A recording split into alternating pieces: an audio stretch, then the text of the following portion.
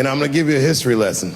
The picture is the early 50s in the United States. This 14-year-old boy goes down from Chicago to Mississippi to meet his extended family for the first time. And before he went, his mother said to him, if a white man looks you in your eyes in Mississippi, look away. And I don't know what you know about black people from Chicago, but they're not a scared people.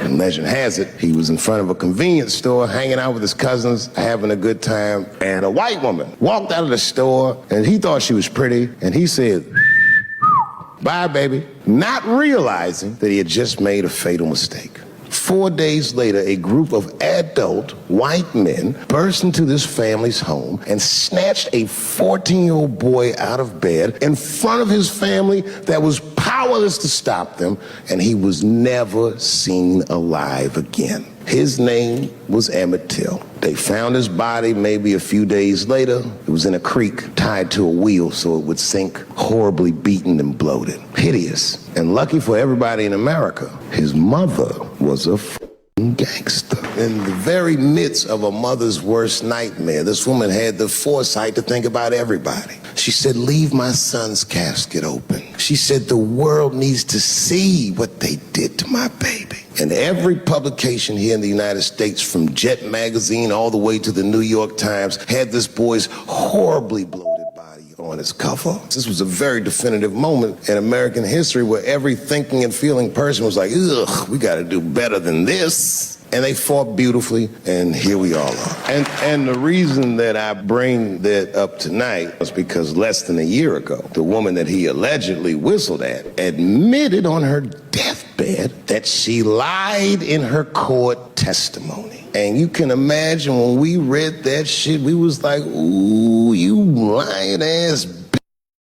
But that was my initial reaction. And initial reactions that we all learned as we get older are often wrong or more often incomplete. They call this phenomenon standing too close to an elephant. The analogy being that if you stand too close to an elephant, you can't see the elephant. All you see is its penis-like skin.